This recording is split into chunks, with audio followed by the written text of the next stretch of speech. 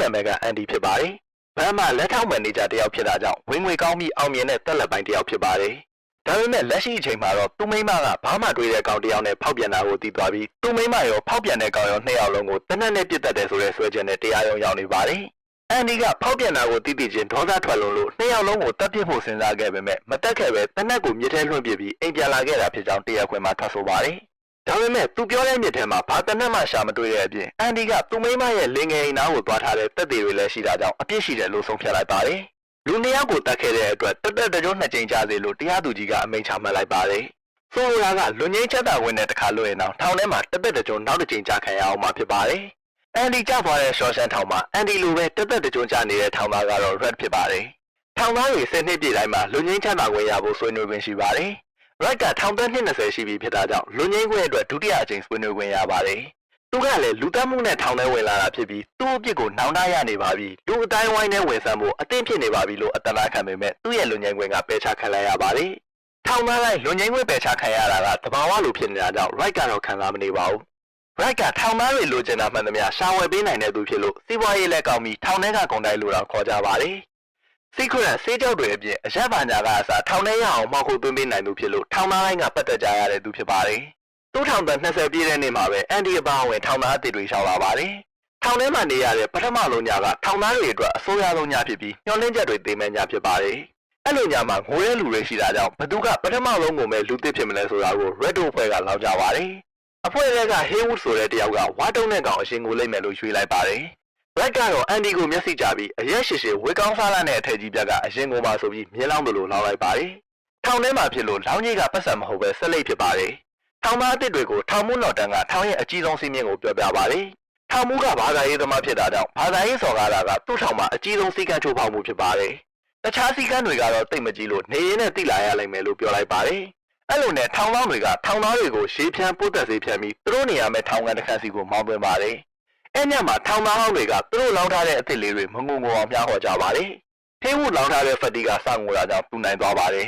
။ဖက်တီကငိုယုံနဲ့မပြီးပဲသူ့ကိုထွက်သွားခွင့်ပေးပါလို့အော်ဟစ်နေတာကြောင့်ထောင်သားတွေရဲ့ခေါင်းဆောင်ဟတ်လီဝင်လာပါတယ်။အော်ဟစ်နေတဲ့ကောင်ကိုဟတ်လီကအပြက်ဆွဲထုတ်ပြီးမသိအောင်တမဲရိုက်နှက်ပါတယ်။ဖက်တီမလို့တော့မှထောင်စိမ်းကန်းကိုပို့ပေးလိုက်ဖို့ဟတ်လီကပြောပြီးထွက်သွားပါတယ်။ Red ကတော့သူလောင်းထားတဲ့အန်ဒီကမငိုတဲ့အပြင်ဘာသာမှထွက်မလာလို့လောင်းကြီးရှုံသွားရပါတယ်။နောက်တစ်နေ့ထမင်းစားချိန်မှာအန်ဒီရဲ့ထမင်းပကံနဲ့ပိုးအောင်ပါလာပါတယ်။အဲ့ဒါကိုဘေးဝိုင်းကအဖိုးကြီးမြင်တော့မင်းမစားရဲ့အပိုးကောင်ငါ့ကိုပေးလို့တောင်းပါတယ်။အဖိုးကြီးနာမည်က Brooke ဖြစ်ပြီးထောင်မှာအသက်ကြီးဆုံးထောင်သားဖြစ်ပါတယ်။သူကပိုးကောင်ကိုအတိုက်ပေါ်ကပြုတ်ကျလာလို့သူခိုးမွေးထားတဲ့ကြီးပေါက်စာလေးကိုကျွေးပါတယ်။ဟဲဝုကတော့သူနိုင်တဲ့အတွက်ဆက်လိပ်တွေသိမ်းနေပါတယ်။သူ့ကိုနိုင်အောင်လုပ်ပေးခဲ့တဲ့ဖက်တီကိုလည်းဆက်လိပ်တိုက်ဖို့အတွက်စေကန်းတာဝန်ကြတဲ့ထောင်သားကိုဖက်တီအခြေအနေမေးကြည့်ပါတယ်။ဖက်တီကတော့ဟတ်လီလက်ချက်နဲ့သေးသွားပြီဖြစ်ပါတယ်။ဆရာဝန်ကလည်းညဘက်ဆိုတော့အိမ်ပြန်သွားပြီးခေါင်းကိုရိုက်လိုက်တဲ့ဒဏ်ရာကလည်းပြင်းထန်သွားတာကြောင့်ဘာမှမလုပ်ပေးနိုင်တဲ့ထောင်သားတွေကသူ့သေးတာကိုပဲထိုင်ဆောင်လိုက်ရပါတယ်။အန်ဒီကထောင်ထဲမှာဘယ်အဖွဲ့နဲ့မှမပြောပဲတယောက်တည်းနေပါတယ်။ဘသူနဲ့မှစကားမပြောပဲတက်တက်ရဲရဲနေတဲ့ပုံစံကထောင်သားတွေကြားမှာကြည့်မရစရာဖြစ်လာပါတယ်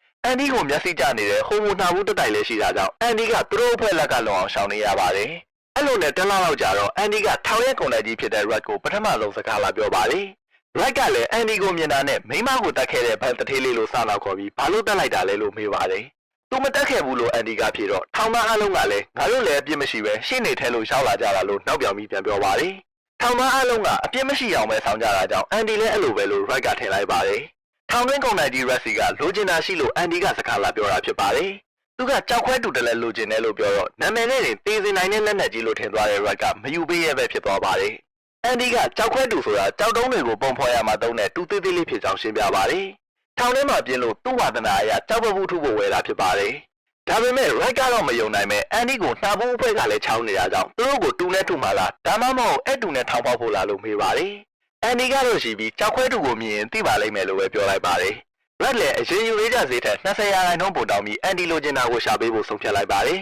။အဲ့ပစ္စည်းကိုထောင်ကောင်းတွေရှာတွေ့ရင်ပစ္စည်းဆုံးမဲ့အပြစ်ပေးခံရမယ်။အဲ့လိုအပြစ်ပေးခံရချိန်ဘသူရောင်းလဲဆိုတာဖော်လိုက်ရင်တော့နောက်ကိုသူနဲ့ဘာရောင်းဝယ်မှမလို့ရတော့ဘူးလို့အန်ဒီကိုသတိပေးလိုက်ပါတယ်။အန်ဒီကလည်းလက်ခံလိုက်ပြီးအေးလူလက်လျှောက်ထွက်သွားပါတယ်။သူကထောင်ထဲမှာပန်းညံနဲ့လက်လျှောက်နေသလိုအပူပင်မရှိသွားနေတဲ့ပုံစံကြောင့်တခြားသူတွေသူ့ကိုကြည့်မရတာဖြစ်ကောင်းဖြစ်နိုင်ပေမဲ့ Red ကတော့အန်ဒီကိုအဲ့ပုံစံတွေကြောင့်သတိထားမိတာဖြစ်ပါတယ်။ Red ကသူ့အဆက်အသွယ်တွေနဲ့လိုချင်တဲ့ပစ္စည်းကိုခိုးသွင်းလိုက်ပါတယ်။အဆက်အသွယ်တွေအတွက်ပေးချေရတဲ့နှုံသားကလည်းဆက်လိုက်ပဲဖြစ်ပါတယ်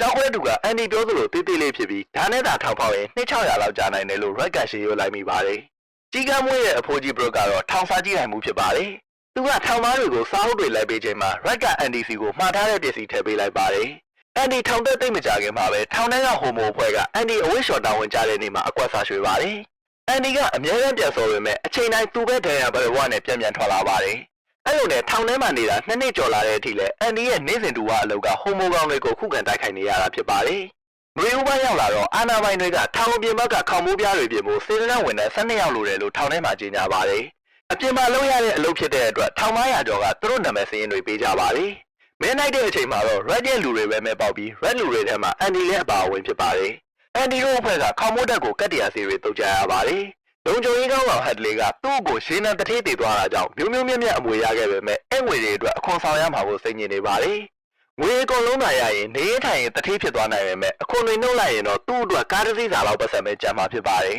။အဲ့ဒါကိုဘန်မန်နေဂျာဖြစ်တဲ့ Andy ကကြောက်သွားတော့အခွန်ရှောင်လို့ရမယ့်နီလန်ရှိတောင်ပေါ်ပြောပါတယ်။အစားကတော့ကိုမိမကိုပြန်တက်တဲ့ပန်တထေးကို Hadley ကမယုံတာကြောင့်လေဘင်းကဆွဲပြီးတိုက်ပေါ်ကပြစ်ချဖို့လုပ်ပါတယ်။ဒါပေမဲ့ Andy ကအဲ့ငွေတွေကို Hadley ရဲ့မိမအတွက်လက်ဆောင်ဆိုတဲ့အမိခံပြီးပစ္စည်းတစ်ခုဝယ်လိုက်ရင်ဥပဒေအရအခွန်ကင်းလို့ခွင့်ရှိကြောင်းတိတိကျကျပြောပြလိုက်ပါတယ်။အဲ့လိုဝယ်ဖို့အတွက်လိုအပ်တဲ့စာရွက်စာတမ်းတွေကိုလည်းသူကူညီပေးနိုင်ကြောင်း Andy ကပြောပါတယ်။ဒီလိုကူညီမှုအတွက်သူ့အဖွဲ့တွေကိုတယောက်ဘီယာ3မလင်းစီပဲပြတ်တိုက်ဖို့ Andy ကအပေးယူလုပ်ပါတယ်။တစ်ဖွဲ့လုံးက Andy ကိုကြောင်ပြီးကြည့်နေတော့မယ် Hadley ကဘီယာတိုက်လိုက်ပါတယ်။သူ့ကြောင့်နဲ့ရှော့ရှန်ထောင်သားတစုကကတ္တရာသေးတုတ်ထားတဲ့ခေါင်းမိုးပေါ်မှာထောင်ရဲ့အစိုးရလုံးမှာဆိုတဲ့ခေါင်းလောက်တိုက်တဲ့ရှေကဲစိန်ဘီယာအေးအေးလေးကိုတောက်လိုက်ရပါတယ်။ Andy ကတော့နည်းနည်းလေးတောင်မတောက်ပဲတစ်ဖွဲ့လုံးကိုအရေးထဲကနေကြည့်ရင်ပြုံးနေပါတယ်။အဲ့နောက်မှာတော့ Andy နဲ့ Red ကတငယ်ချင်းတွေဖြစ်သွားပါတယ်။သူတို့နှစ်ယောက်ချက်ဆိုးဖို့အတွက် Andy က Red ကိုချက်ကုန်ဝယ်ခိုင်းပါတယ်။အရုပ်တွေကိုတော့တစ်ဖက်ကတလင်းကြောက်တစ်ဖက်ကကြောက်ပြော့နဲ့သူကိုယ်တိုင်လုပ်မယ်လို့ Andy ကပြောပါတယ်။ Red ကတော့အဲ့ဒါဆိုစိုးရဖို့နှစ်နဲ့ချီကြအောင်ပါလို့ပြန်ပြောလိုက်ပါတယ်။ဒါပေမဲ့တသက်တကြိုးချင်းတူတဲ့သူတို့နှစ်ယောက်မှာအပေါင်းဆုံးကနှစ်တွေဖြစ်ပါတယ်။မပိုးရကကြောက်ဖြစ်လို့ကြောက်ခဲတွေပဲရှာပေးဖို့ Andy ကပြောပါတယ်။အဲ့နောက်တော့ Andy ကစစ်တူရင်ရုပ်တွေလုပ်ရင်ထောင်သားတို့ရဲ့ထုံးစံအတိုင်းနိုင်ရမှာသူ့နာမည်ကိုရေးလိုက်ပါတယ်။ထောင်သားတွေကတကားတည်းပဲအမျက်ပြနေတဲ့60ခုနှစ်ရဲ့နာမည်ကြီးမင်းသမီး Rita Hayworth ပါတဲ့အဖြူမဲကားကိုပဲတစ်ချိန်လုံးကြည့်ကြပါတယ်။ကြည့်နေရင်မဲ့ Andy ကလိုတိုက်ရကြီး Resi ရောက်လာပြီး Rita Hayworth ကိုလိုချင်တယ်လို့တောင်းပါတယ်။ခုချိန်ထိလည်းဟိုမိုနာဘူးဖက်က Andy ကိုအလွတ်မပေးသေးပဲစိတ်ကူးပေါက်တိုင်းရှောက်လာတတ်ပါတယ်။ Andy ကလည်းပြန်ချလိုက်ခံရလိုက်တဲ့တန်မရလေးနေဒီတစ်ခါမှတော့ Andy ကအသေးခိုက်သွားမဲ့စကားလုံးတွေပြောပေးလိုက်တာကြောင့်ဟိုမိုဘွဲ့လည်းအရှိုက်ထိသွားပြီးတကူလုံးကိုတနေရမကြံထိုးကြိတ်ပါတယ်။အဲဒါကြောင့် Andy ဆေးရုံတလာတက်လိုက်ရပြီးနှာဘူးဘွဲ့ခေါင်းက boss ကတော့တပတ်တိုက်ပိတ်ခံလိုက်ရပါတယ်။တိုက်ပိတ်ရာကနေပြန်ထွက်လာတော့ Andy ကြောင့်မျိုးမျိုးမြဲရထားတဲ့ခေါင်းဆောင် Hadley က boss ကိုလက်စားပြန်ချပေးလိုက်ပါတယ်။ boss ကအောက်ပိုင်းတည်သွားလို့မြောက်ပိုင်းဆေးရုံကိုအရေးပေါ်ပို့လိုက်ရပြီးမတည်ခင်တလားလောက်ကိုအစာပိုင်းနေလိုက်ရပါတယ်။ Red တို့အဖွဲ့လည်း Andy ကိုလေးစားသွားတဲ့အတွက်ဆေးရုံကပြန်ဆင်းရင်ကြိုးစုလက်ဆောင်ပေးဖို့သူလိုချင်တဲ့ကြောက်တွေစူးစမ်းပန်းလာရှာပေးကြပါတယ်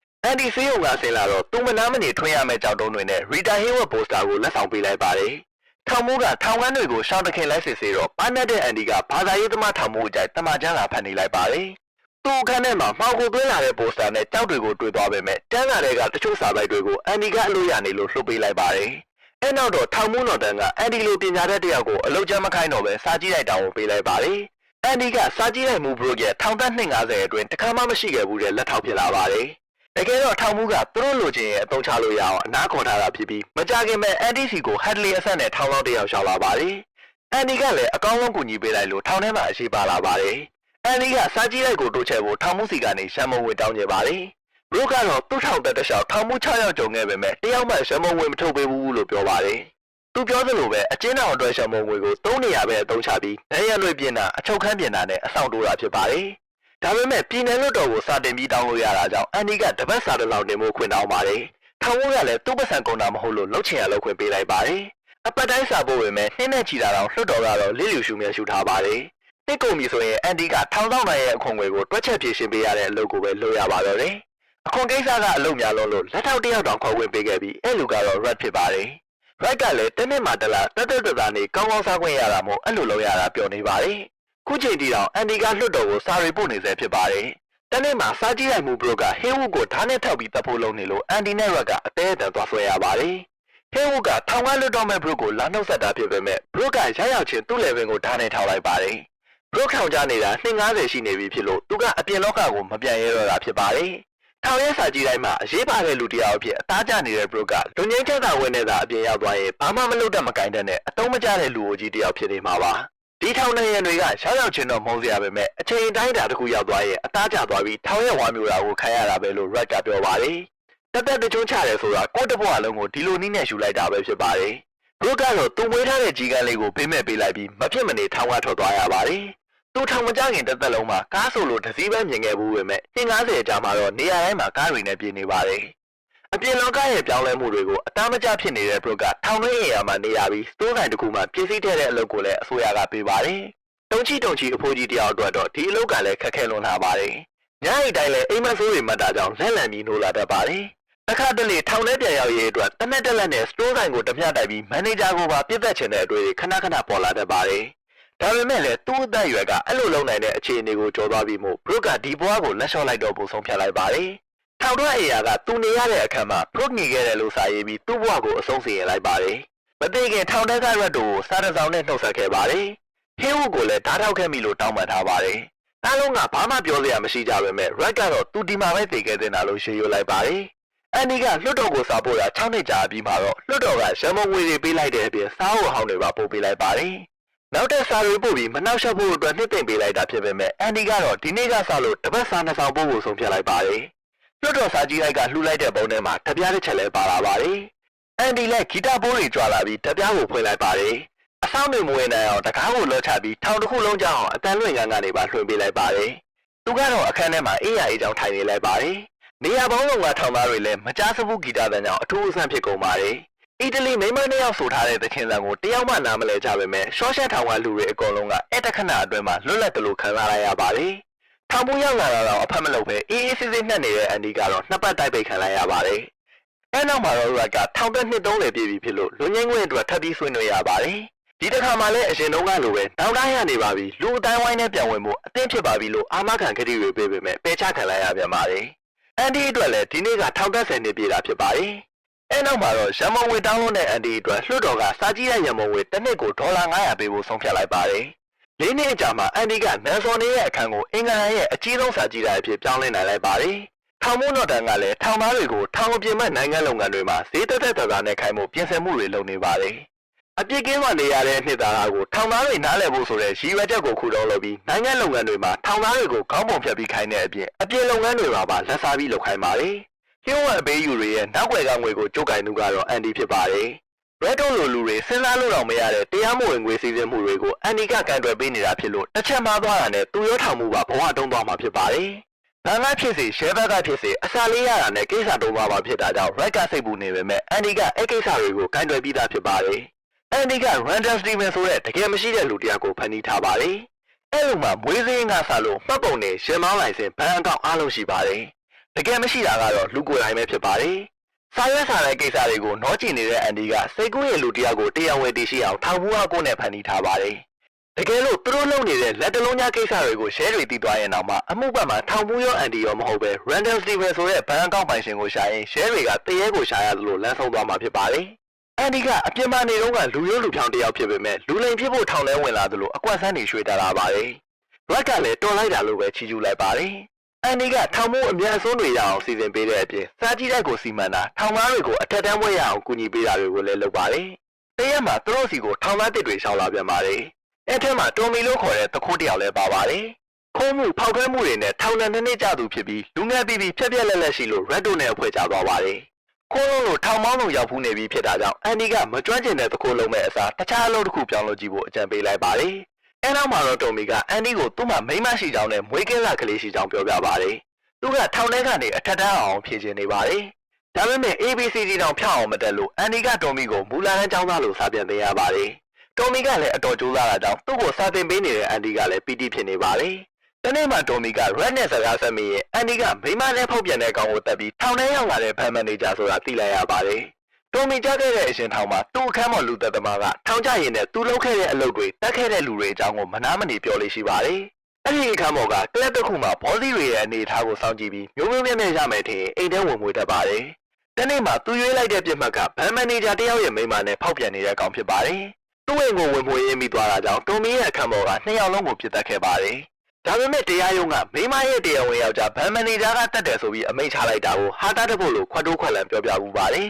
။တော်မီပြောပြလို့တရားခံအစ်စ်ကိုတီးသွားတဲ့အန်ဒီလည်းချက်ချင်းပဲထောင်မှုကိုအပြည့်အပြတ်တွေသွားပြောပြပါတယ်။ထောင်မှုတော့တန်တာနောက်တစ်ချိန်ရုံးတင်ပြီးရင်အန်ဒီကလွတ်ပြီးဖြစ်ပေမဲ့ထောင်မှုကသူ့အတွက်တရားမဝင်ငွေမြင့်ကြီးဖန်တီးပေးထားတဲ့အန်ဒီကိုလက်မလွတ်နိုင်တာကြောင့်မဖြစ်နိုင်ဘူးဆိုပြီးညှင်းလိုက်ပါတယ်။အန်ဒီကလည်းစိတ်တူသွားပြီးထောင်မှုကိုပဲပဲနဲ့နဲ့ပြောဆိုပြလိုက်ပါတယ်။သူစကားတွေကြောင့်ထောင်မှုစိတ်တူသွားပြီးအန်ဒီကိုတလားတိုက်ပေးလိုက်ပါတယ်။တလားဆိုတာ Red ရဲ့ထောင်တက်တန်းတစ်လျှောက်ကြဘူးရဲ့အရှိကြဆုံးပြစ်ဒဏ်ဖြစ်ပါတယ်။ Red တို့အဖွဲ့တွေလည်းအန်ဒီကတကယ်အပြစ်မရှိပဲထောင်ထဲမှာ19နှစ်လုံးနေခဲ့ရတာကိုသိပြီးအောင်းနေကြပါတယ်။အဲ့ဒီပဲတော်မီရဲ့အထက်တန်းအောင်စင်းကရောက်လာပြီးဘာသာဆုံးကို C+ နဲ့အောင်ပါတယ်။အဲ့တဲ့ကိုထမင်းကျွေးရဆောင်ကနေတစ်ဆင့်အန်ဒီကြားလိုက်ရပါတယ်။ဒါကတိုက်ပိတ်ခံရတဲ့အချိန်အတွင်းအန်ဒီရဲ့ပြောစရာအကောင်းဆုံးအခါအတန်းဖြစ်ပါတယ်။တညမှာထောင်မှုကတော်မီကိုထောင်ပြင်ဘက်တနေရာမှာချိန်ပါတယ်။အန်ဒီအဖြစ်ကင်းကြောင့်ရုံးတော်ကိုအယူခံဝင်ရင်တက်တည်ထွက်ဆိုပေးမလားလို့ထောင်မှုကမေးတော့ငတုံးတော်မီကလည်းအဲ့အတွက်ဝမ်ဘက်တက်တာလုပ်ပါမယ်လို့ဖြေလိုက်ပါတယ်။တော်မီကတကယ်အဲ့လိုထွက်ဆိုရင်အန်ဒီကခွေးလုံးကျွလွန်မှာဖြစ်တဲ့အတွက်နှုတ်ပိတ်တဲ့အနေနဲ့တော်မီကိုဟတ်လေကတနက်နဲ့ပြစ်တက်လိုက်ပါတယ်